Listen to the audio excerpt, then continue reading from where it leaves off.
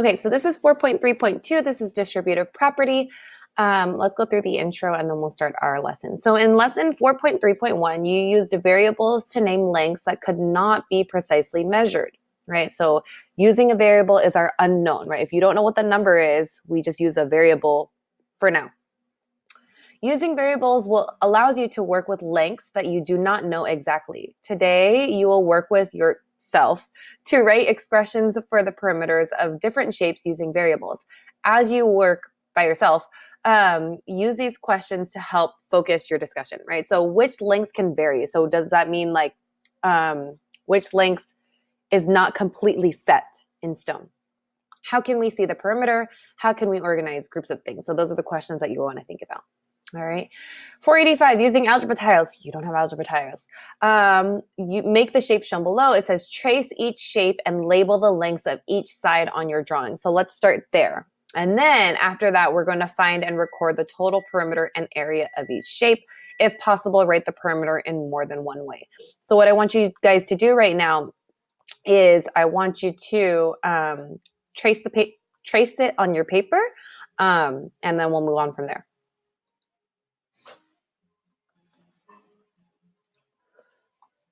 Okay, so this is what you should have drawn on your paper. Now, just a heads up, these I put as 4 boxes, but if you don't have 4 boxes, that's okay because this is unknown, right?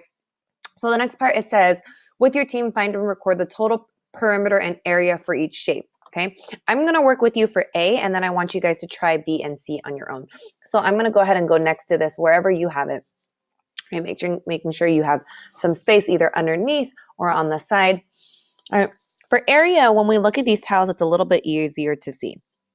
For the area, we see the inside, how many squares are the inside. So this tells us the area is x squared, right? So we have x squared, right? And we have this x and this x. So how many x's do we have? We have 2 of them, right? So we're going to have 2 x's, and these little unit tiles, we know that these are 1 units, right? So there's 1, 2 of them. So we're just going to write 2. Okay. So here's our area. That's x squared. There's 1, 2 x's. We don't know what it is yet, right? And then here's 1, 2, right? Just 2 units. For perimeter, it's going to be a little bit more difficult, right? But let's go ahead and label these because we needed to label each side of our lengths. All right. If I were to label this, this side right here would be x, right? Oops, can't see it. This right here would be 1. And I'll zoom out for you guys to see. Okay. The top would be 1, the side would be 1, right? Here, this length is going to be x. We don't know what it is, even though mine is 4 spaces on my graph paper, it's still unknown, right? On your paper, it could be different. Here is 1, here is 1, here is 1. Going down is x, going across is, oops, this one is 1, right? Keeping on going, this is x as well. I know on the inside it says x squared, but that just means it's an x by x, right? So x times x is x squared for the area. And this piece right here is 1.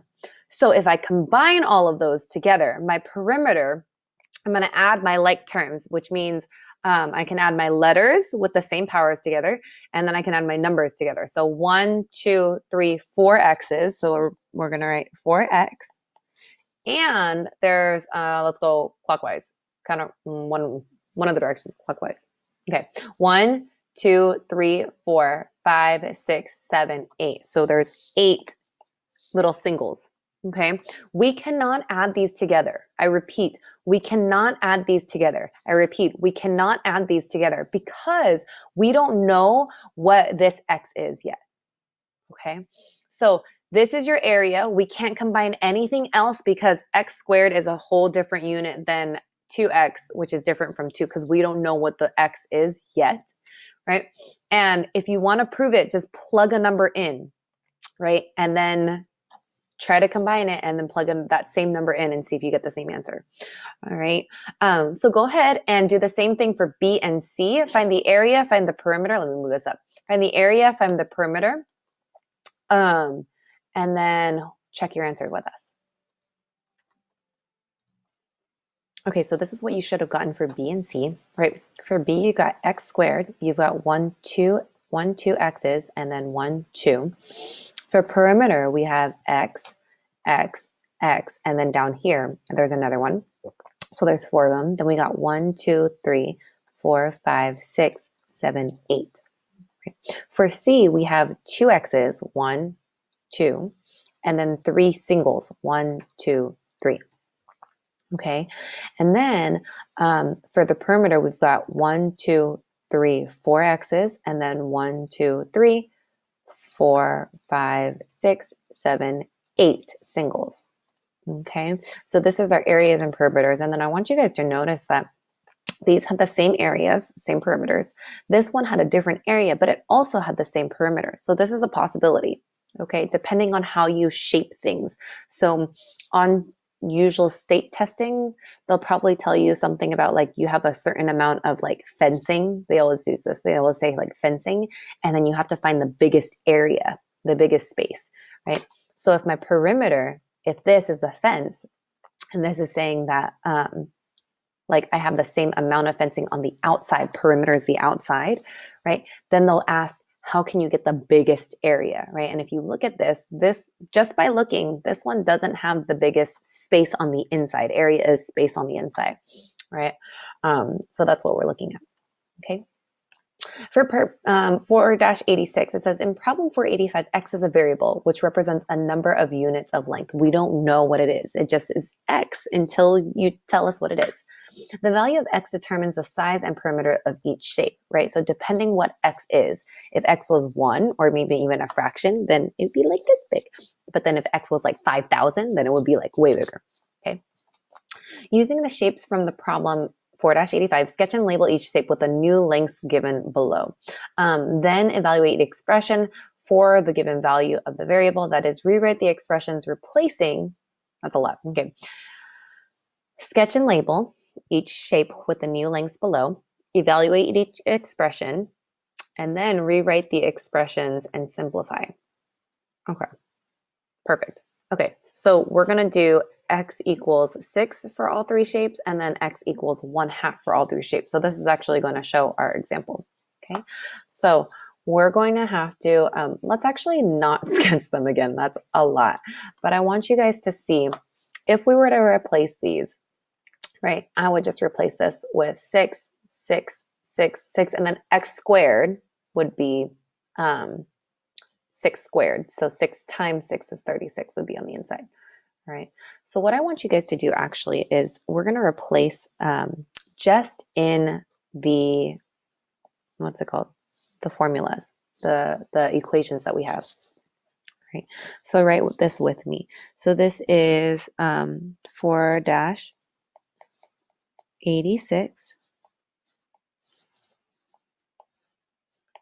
Okay. And then I want you to imagine, if you think of this, x equals 6, we were a little bit off, right? So we had 4, right? So that changes things. But x equals 1/2, that means that this would be much, much smaller if we were to actually draw that out, okay? So actually, you know what? Let's draw A so that you can see it, and then we'll just work with the equations, right? So let's actually draw it with the new lengths, okay? If I were to draw the first one, it would be my single unit here. So this is A, my single unit here, and then x equals 6. So I'm going to go down 6. So 1, 2, 3, 4, 5, 6, and it would look like this, right? Going across 6. Oops.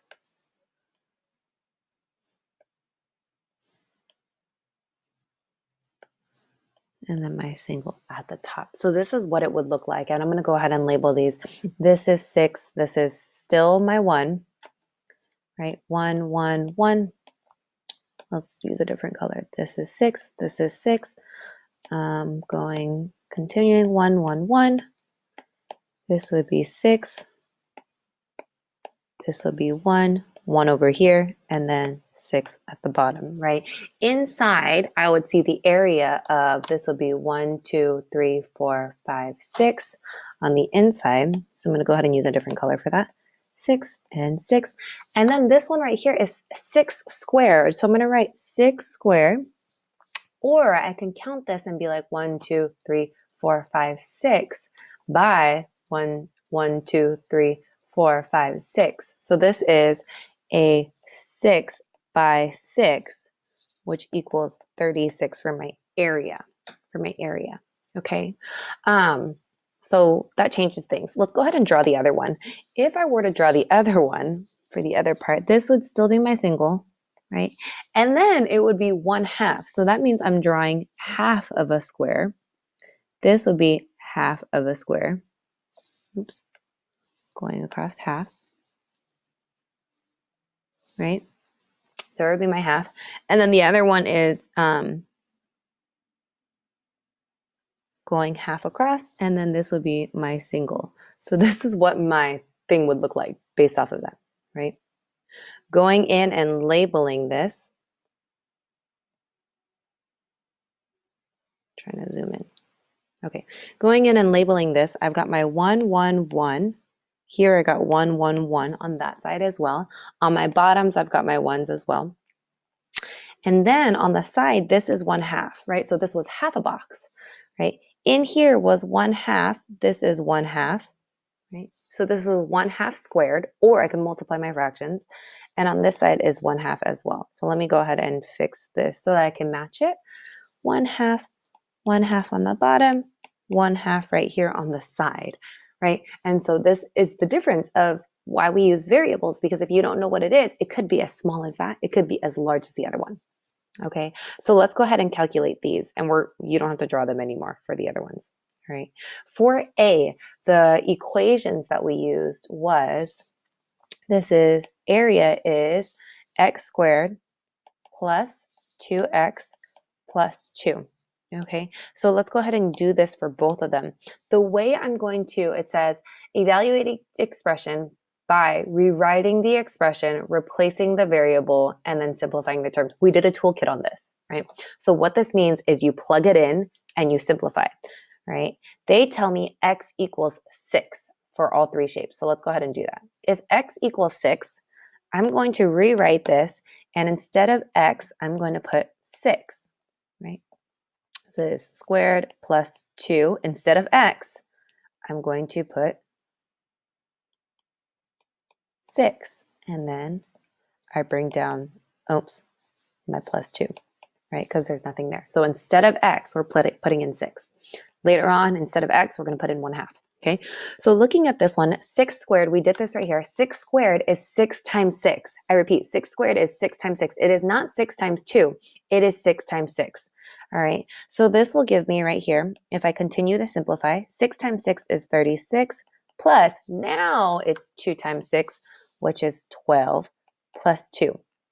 Okay, and I'm going to go ahead and add this all together. I like to group this, so 30, 40, and then 6 plus 2 is 10. So this will give me 50 units squared, right? For our area, it's units squared.